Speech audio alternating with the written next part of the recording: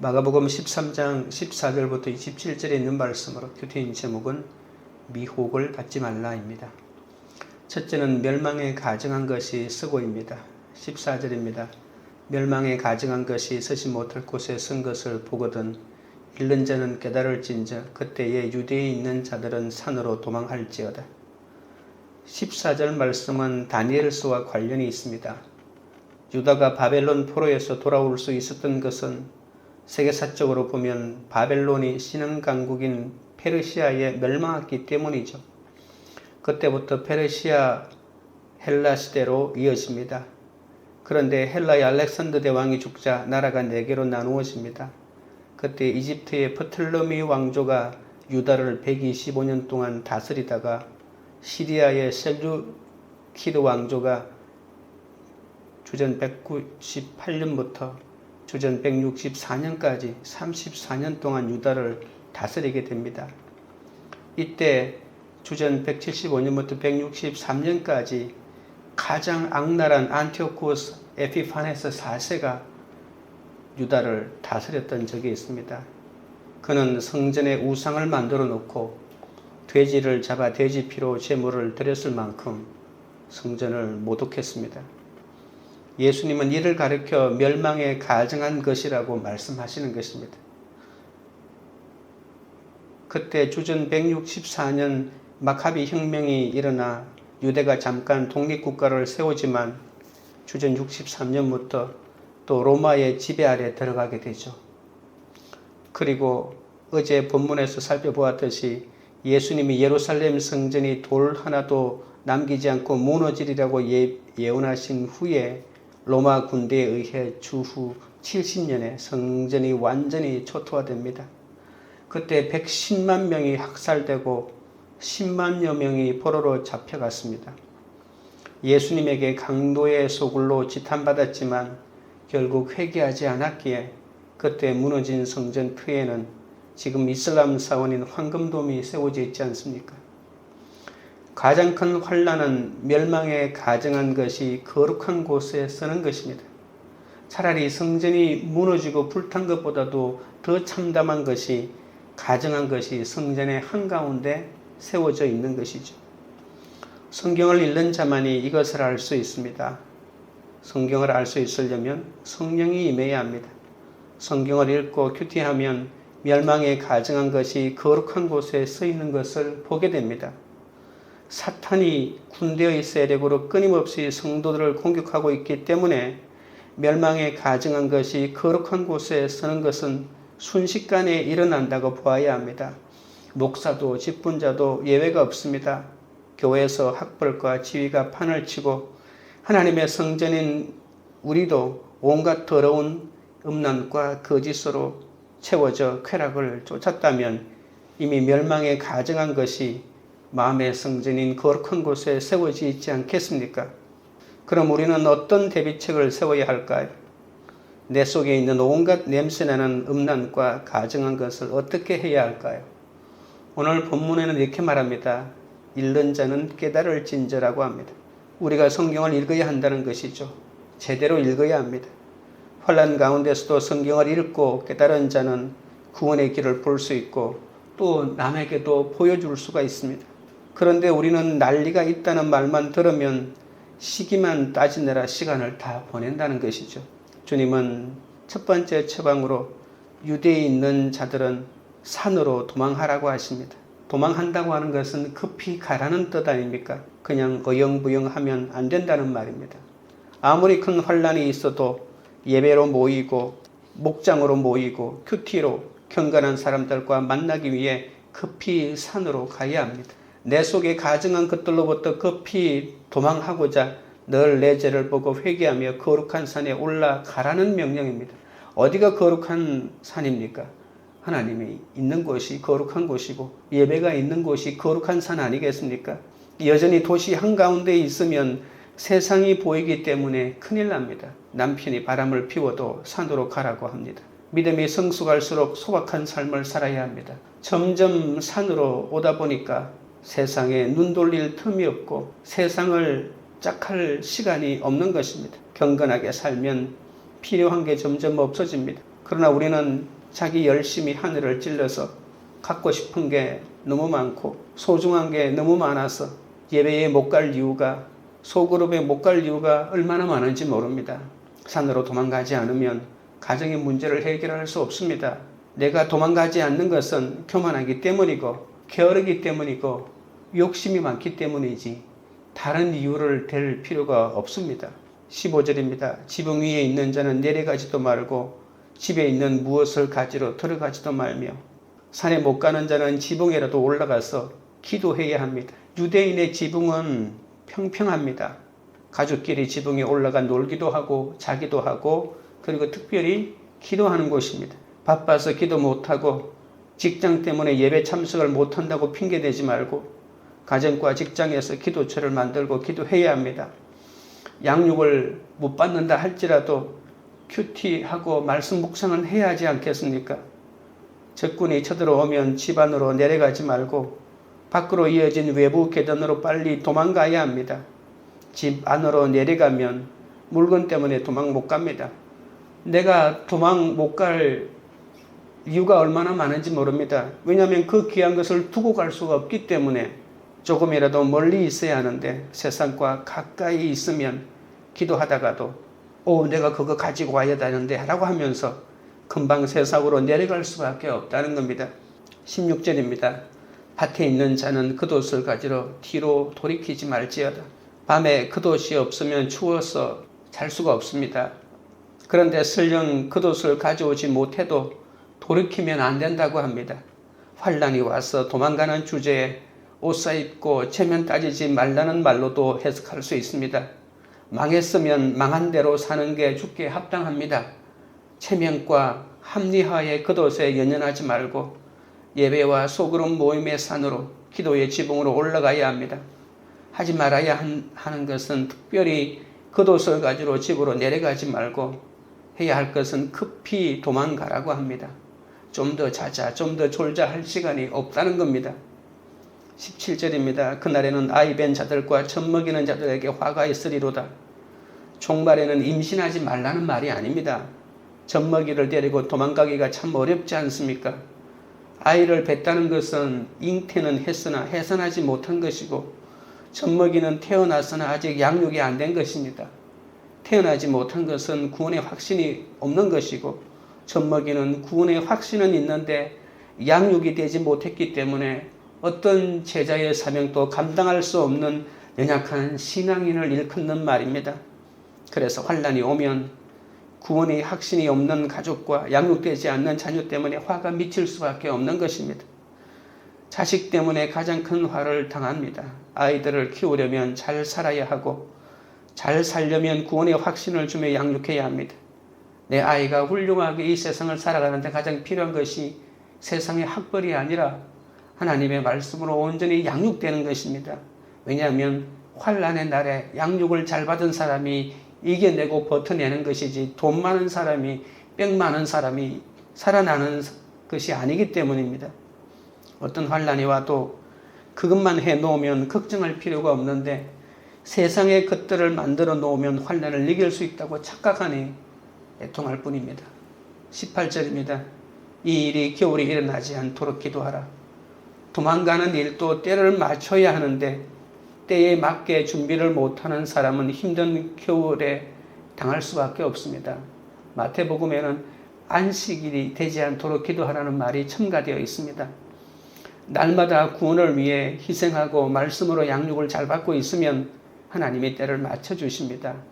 겨울에 일어나지 않도록 하라고 하는 것이 추운 겨울날 움직이기 힘들지 않느냐 이런 것도 있겠지만 포인트는 기도하라에 있다는 겁니다. 하나님의 내 때를 잘 맞춰주도록 기도를 하는 것이 더 중요하다고 볼 수가 있겠죠. 아무 잘못 없이 당하는 환난에도 대비해야 한다는 것입니다. 그리고 그 환난을 대비하는 것은 기도하는 것이 포인트라고 하는 것이죠. 도망가는 것도 때가 있으니 아무 때나 아파서도 안 되겠죠. 우리가 어느 때든지 아프면 안 되겠지만 특별히 주일에는 아프면 안 되겠죠. 주님은 멸망에 가증한 것을 멀리하고 산으로 도망가게 역사하도록 기도하라고 하십니다. 환난이 멸망이 아닌 구원이 되기 위해 겨울과 안식일에 일어나지 않도록 기도해야 한다는 겁니다. 19절입니다. 이는 그 날들이 환난의 날이 되겠습니다. 하나님께서 창조하신 시초부터 지금까지 이런 환난이 없었고 후에도 없으리라. 주님이 40년 후에 일어날 일을 미리 알려주는데도 유대인들은 환난의 날에 도망가지 않았습니다. 성전이 무너진다고 하는데도 6월절이 가까웠던지라 화려한 성전에 많이 모여들어서 피해가 더 컸던 것이죠. 예수님이 부활하신 지 40년이 지났어도 믿는 사람이 없고 월삭과 절기, 안식일 지키는 것에 혈안이 됐습니다. 그러니까 여전히 이 성전 중심으로 예배를 드리고 있으면서도 정말 예배의 참주인 되신 예수님에 대해서는 관심이 없는 그 당시 교회의 모습을 보고 한탄하면서 예루살렘 성전이 무너지는 주후 70년을 내다보면서 주님이 이렇게 말씀하고 있는 것이죠. 멸망에 가증한 것이 거룩한 곳에 쓴다는데 예수 열심히 믿는 사람이 제일 무섭지 않겠습니까? 결국 그 성 안에서 많은 사람이 굶어 죽었습니다. 로마는 별로 전쟁도 안 하고 이겼던 것이죠. 아까도 말했지만 110만 명이 굶어 죽고 자식까지 잡아먹다가 항복을 하고 말았죠. 그리고 10만 명이 포로로 끌려가지 않았습니까? 이 환난은 대제사장과 서기관 장로들이 하나님의 말씀에 귀 기울이지 않고 오히려 하나님의 말씀을 조롱하고 예수 그리스도를 핍박하고 죽였기 때문에, 그리고 그 여파가 계속해서 성전을 중심으로 우리들이 잘났다, 우리가 최고다라고 하는 의식이 계속되었기 때문에 일어난 일 아닙니까? 그러니까 이 환난은 한마디로 말하면 유대인들의 삶의 결론입니다. 인생에서 우연히 일어나는 일은 없습니다. 내가 믿음의 자손인데 안 믿는 자가 내 옆에 있으면 그 자에게 밟히고 환난을 겪을 수밖에 없습니다. 그때 산으로 도망가는 수밖에 없습니다. 환난에서 도망가면 안 됩니다. 내가 기도하면 하나님이 모른 채 하지 않으시는데, 택한 자이기 때문에 내 환난을 감해 주시는데 그 소리가 안 들리고 무슨 환난이냐, 환난은 없다라고 큰 소리 치고 있으니 안타깝죠. 20절입니다. 만일 주께서 그 날들을 감하지 아니하셨더라면 모든 육체가 구원을 얻지 못할 것이거늘 자기가 택하신 자들을 위하여 그 날들을 감하셨느니라. 복음은 장차 받을 환난이기에 예배와 양육의 거룩한 산으로 급히 도망가고 세상 지위에 미련을 갖지 말라는 말씀을 미리 들어두었더라면 환난이 왔을 때 있어야 할 일로 여기며 그 고통이 감해지지 않겠습니까? 죽음의 세력에서 해방되었기 때문에 고통이 감해지는 겁니다. 예수님 때문에 당하는 고난은 주님이 고통을 당해 주셨기 때문에 우리가 순교마저도 할 수 있는 것 아닙니까? 육에 속한 자는 감할 수 없으나 성령에 속한 자는 하나님이 반드시 그 환난을 감해 주십니다. 환난의 기간과 대상과 정도를 정하시는 분은 하나님이십니다. 에스겔과 다니엘이 똑같이 포로로 끌려갔습니다. 에스겔은 쇠똥으로 떡을 구워 먹고 집 밖으로 못 나갔습니다. 그러나 말씀이 임한 사람은 여호와의 권능이 있기에 예루살렘 성이 불타도 불사람을 당하지 않습니다. 실제로 로마에 의해 성전이 처참하게 불태워졌을 때 예수 믿은 나병 환자, 창기 등은 한 사람도 죽지 않았다는 기록이 있습니다. 예수님이 하신 말씀을 듣고 기억했기 때문에, 로마군이 진격했다는 말을 듣고 어떤 소요에도 미련을 보이지 않고 요단강 넘어 헤르몬산으로 도망갔기 때문이죠. 말씀을 믿은 사람은 다 도망갔기에 믿는 사람은 한 명도 죽지 않았습니다. 하나님 말씀을 귀담아 듣는 것이 살 길입니다. 지금 예수님이 말씀하십니다. 환난의 날을 대비하라. 그 환난의 날에 기도하고 그 환난의 날에 예배로 하나님이 계신 거룩한 산으로 가라고 하는데, 세상에 무슨 환난이 있겠냐고 큰소리 치면 오래전 예루살렘 성전이 무너지는 그때 110만 명이 죽을 때 그 사람들처럼 우리들도 죽음을 피할 수가 없을 것입니다. 내 환난이 감해지려면 하나님의 말씀에 빨리 순종하는 길밖에 없습니다. 욕심과 미련과 집착과 연민을 내려놓고 영적 자녀를 해산하며 젖이 아닌 단단한 음식을 먹는 성숙한 그리스도인이 되는 길만이 그 환난을 대비하는 것이 그 이름을 명심하셔야 합니다. 주경 질문 드립니다. 내 속에 있는 멸망에 가증한 것은 무엇입니까? 환난의 날에 내가 올라가야 할 거룩한 산은 어디입니까? 둘째는 택하신 자를 미혹하며입니다. 21절입니다. 그때에 어떤 사람이 너희에게 말하되 보라 그리스도가 여기 있다 보라 저기 있다 해도 믿지 말라. 환난을 감해 주셨음에도 정신을 못 차리고 고통만 피하겠다고 거짓 가르침과 이단도 좋다고 따라가고 있는 거죠. 산으로 가라니까 지붕으로 가더니 기어이 밭으로 가고 겨울에 도망가고 안식일에 도망간다고 열심히 하늘을 찌르는데 때를 못 맞춥니다. 그러면서 나는 왜 되는 일이 없느냐고 합니다. 환난이 뭔지 모른 채 바리새인들처럼 처참하게 죽을 길을 가고 있습니다.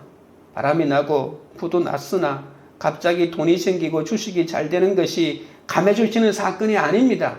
내 환난의 날들이 감해지려면 당장 경건하게 살아야 합니다. 예수 중심으로 살아야 하고 예배가 회복되어야 하고 소그룹 목장에 가고 큐티를 시작하면 눈에 띄게 고통이 감해지는 겁니다. 똑같은 환경이지만 그것은 더 이상 고통이 아닌 그 하나님의 놀라운 능력을 경험하게 되는 것이죠.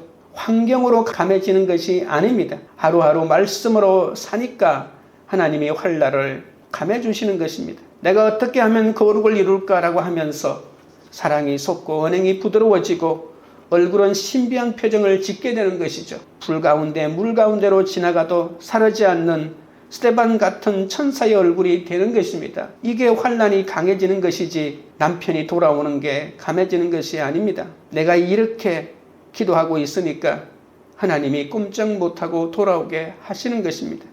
이렇게 문제를 해결해야 하는데 많은 사람이 거짓 그리스도와 선지자들을 쫓는 것이 아니고 무엇이겠습니까? 22절입니다. 거짓 그리스도들과 거짓 선지자들이 일어나서 이적과 기사를 행하여 할 수만 있으면 택하신 자들을 미혹하려 하리라. 환난이 왔을 때 당장 직면한 고통을 피하려고 합리화하면 거짓 그리스도를 구세주인 줄 알고 따라가기도 합니다. 환난의 때일수록 거짓 그리스도가 택한 백성을 미혹하려고 극성을 부린다는 겁니다. 나의 기가 막힌 문제에 똑 떨어지는 해답을 주는 사람이 있다면 누가 따라가지 않겠습니까? 아스왕 또 미가 선지자가 옳은 말을 하니까 듣기 싫어서 슬쩍 다른 선지자를 찾습니다. 이것이 인간입니다. 바른 소리 하는 사람이 싫습니다. 그냥 내가 듣기 좋은 말을 해주는 사람을 저절로 찾아가게 됩니다. 진짜 그리스도가 이렇게 말했는데도 그 말씀을 따라가지 않고 그냥 엉뚱한 말이라도 듣기 좋은 말 해주는 사람을 따라간다는 겁니다. 아무리 좋아도 힘든 이야기는 듣기 싫습니다. 큰 환난이 와서 도망가는 게 문제가 아니라 내가 너무 완악하기에 나한테 환난을 허락하신 것이 얼마나 큰 사랑인지 모른다는 겁니다. 눈으로 나타나는 환난이 큰 게 아닙니다. 어떤 환난이라도 환난을 넘어서고 감해서 모든 사람에게 증거가 되는 그런 인생을 살아야 되지 않겠습니까? 23절입니다. 너희는 삼가라. 내가 모든 일을 너희에게 미리 말하였노라. 복음은 장차 받을 환난이고 예방주사이기에 조금 아프고 맙니다. 그런데 그냥 지나가 큰 병에 걸리면 큰 고통이 따르고 예고도 없이 죽을 수 있습니다. 큐티는 장차 받을 환난을 예비하는 예방주사 아닙니까? 기도하고 말씀 묵상을 하고 매일매일 하나님이 주시는 그 말씀대로 삶을 적용하고 살아가야 합니다. 주어진 일상에서 최선을 다하며 미리 하신 말씀으로 예방주사를 맞고 갈 때 환난이 감해지는 것이지 그냥 외부적인 환경이 좋아져서 환난이 감해지는 것이 아닙니다. 환난의 때에 거짓 그리스도를 분별하려면 꾸준히 말씀을 묵상하고 적용하며 믿음의 공동체에서 각자의 환난을 나누며 말씀대로 믿고 살고 누리는 삶을 살아야 합니다. 적용 질문 드립니다. 날마다 말씀을 묵상하며 주님이 미리 알려주시는 말씀을 듣고 있습니까? 십자가 복음을 길로 놓지 않고 성공과 행복을 구세주로 놓고 따라간 적은 없습니까? 셋째로 인생의 해달별이 떨어질 때입니다. 24, 25절입니다. 그때에 그 환난 후 해가 어두워지며 달이 빛을 내지 아니하며 별들이 하늘에서 떨어지며 하늘에 있는 권능들이 흔들리리라. 환난과 고통과 악과 죽음은 역사의 마지막이 아니라고 하십니다. 그 모든 환난 후에는 인자가 돌아오는 역사가 나타납니다. 주님이 재림하실 때 세상의 끝에는 우주적인 종말이 있습니다. 그러나 주님이 다시 오실 때는 모든 천체의 대변동이 일어난다고 합니다. 해가 어두워지며 달이 빛을 내지 않는다는 것은 마치 창세기 1장 2절에서 하나님이 천지를 창조하기 직전에 땅이 혼돈하며 공허하며 흑암이 깊음 위에 있는 카오스 상태와 비슷하지 않습니까? 이제 하나님이 빛이 있으라고 하시면서 새로운 창조의 세계를 열어가실 것입니다. 하지만 역사의 마지막도 중요하지만 나의 해와 달과 별이 떨어지는 개인의 종말도 중요합니다. 자기가 최고로 여기며 영광스럽게 생각하는 자녀나 돈이나 명예나 건강이나 직장 등의 해와 달과 별이 떨어지고 흔들리는 그러면서 빛을 잃는 사건이 임하면 그것이 바로 그 사람의 종말 아니겠습니까? 야망으로 성공하였으나 죽을 병에 걸리면 인생의 성공이 무슨 소용이 있습니까? 사형 선고를 받듯이 암 선고를 받고 천지가 흔들리는 사건을 당하고 앞이 캄캄하고 모든 소망이 흔들리는 그 사건에 우리는 하나님을 찾아야 합니다. 26절입니다. 그때에 인자가 구름을 타고 큰 권능과 영광으로 오는 것을 사람들이 보리라. 인자가 구름을 타고 큰 권능과 영광으로 오시는 것을 보는 사람은 심판이 구원으로 바뀔 확률이 높습니다. 이 땅에서 해와 달과 별이 떨어지는 사건을 통해 내 죄를 깨달은 사람은 구름 타고 능력으로 오실 주님을 만나게 됩니다. 나는 이제 끝장이구나. 나는 이제 아무것도 소망이 없구나. 그냥 이대로 살다가 죽자. 아니, 내 병이 나를 죽이기 전에 내가 먼저 죽자라고 이렇게 하면 구름 타고 오시는 주님을 볼 수가 없고 만날 수가 없고 내 환난을 통하여 주님의 구원을 맛보기는 더욱 어려워지지 않겠습니까? 해와 달과 별이 떨어지는 것은 주님을 만나라고 주님이 허락하신 은혜인데 그런 사건이 벌어지면 주님의 능력을 보지 못하는 사람이 너무나 많습니다. 자신에게 맞는 환난이 임하는 것이 중요합니다. 아버지는 딸을 사랑하기 때문에 딸이 고통스럽고 아픈 것은 큰 환난 아니겠습니까? 그런데 어떤 사람은 의지가 너무 강해서 딸이 아파도 환난인 줄 모르고 아내가 아파도 환난인 줄 모르고 하나님이 주신 환난을 통하여 주님을 만날 기회로 삼아야 되는데 이것은 내 의지로 이길 수 있다라면서 인간의 방법을 찾으니까 환난으로 보이지 않는 것입니다. 그러면 주님을 만날 수가 없는 것이죠. 애굽의 바로는 10가지 재앙이 와도 고집을 부리다가 장자가 죽는 사건이 왔는데도 돌아오지 않지 않았습니까? 여러분, 과연 우리 인생에 10가지 재앙을 다 당하고 결국 나도 죽고 자식도 다 죽는 그 지경까지 가야 되겠습니까? 하루속히 주님이 주시는 환난을 통해서 주님을 바라보시고 내 죄를 깨닫고 십자가 주님을 찾으셔야 합니다. 아무리 왕이라도 능력으로 오시는 인자에 비하면 아무것도 아니지 않습니까? 내가 이 땅에서 이루고자 하는 것이 과연 무엇입니까? 여러분, 세상에 수없이 성공한 사람들이 마지막에 어떤 몰골로 이 세상을 떠났다는 건 우리가 알고 있지 않습니까? 그럼에도 불구하고 그 역사의 수많은 증인들을 통하여 인생이 무엇인지 깨닫지 못하고 영원한 세상에서 영원한 것을 누리려고 사는 것처럼 그렇게 살아야겠습니까? 해달별이 떨어지는 고난에도 나도 그렇고 자녀와 배우자도 주님을 만나지 못하면 영원한 멸망으로 떨어질 수밖에 없지 않습니까? 27절입니다. 또 그때에 그가 천사들을 보내어 자기가 택하신 자들을 땅 끝으로부터 하늘 끝까지 사방에서 모으리라. 주님은 번개의 번쩍임같이 모든 사람이 알아보도록 오십니다. 땅의 모든 족속은 인자가 능력과 큰 영광으로 오시는 것을 보고 통곡하게 되겠죠. 악하고 음란한 내 죄를 보고 통곡하는 자들에게는 말씀이 나팔 소리처럼 들립니다. 인자가 임하면 지금까지 들리지 않던 말씀이 들리기 시작합니다. 기복에 젖어 살고 있으니 고난이 축복이라는 말을 이해하지 못했는데 해와 달과 별이 떨어지면 나팔 소리처럼 말씀이 들려 그때서야 이해하게 되고 내 죄를 보고 주님을 찾게 되는 것이죠. 세상 어디에서나 내가 회개만 하면 하나님이 택한 자를 땅 끝에서부터 모으신다는 이것이 하나님이 우리에게 알아가신 마지막 은혜요, 마지막 복음입니다. 그동안 숨겨두었던 죄가 드러나면 전 세계에 회개의 본물이 터지지 않겠습니까? 구약에서도 여호와의 날에는 유배되고 사로잡힌 사람들을 예루살렘으로 모으는 것에 대하여 말하기도 합니다. 그러나 이제 주님은 땅 끝에서 하늘 끝까지 예루살렘이 아닌 예수님에게로 전 세계의 모든 피조물을 모으고 있다고 하는 이 복음의 사실을 우리가 기억해야 할 것입니다. 오늘 주님이 오신다면 회개하고 천국 가는 것이 얼마나 은혜이겠습니까? 세상에서 아무리 높은 지위에 있어도 이 세상은 잠깐입니다. 하나님께서 높여주시는 자리가 최고입니다. 환난이 와도 두려워하지 말고 주님의 이름을 위하여 미움을 받고 끝까지 견디면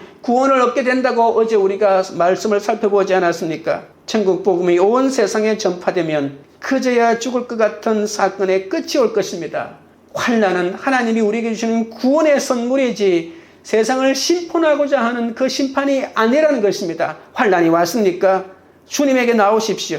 주님 앞에 나아가면 환난 날에 택하신 자들을 모으시는 주의 은혜를 경험하게 되실 겁니다.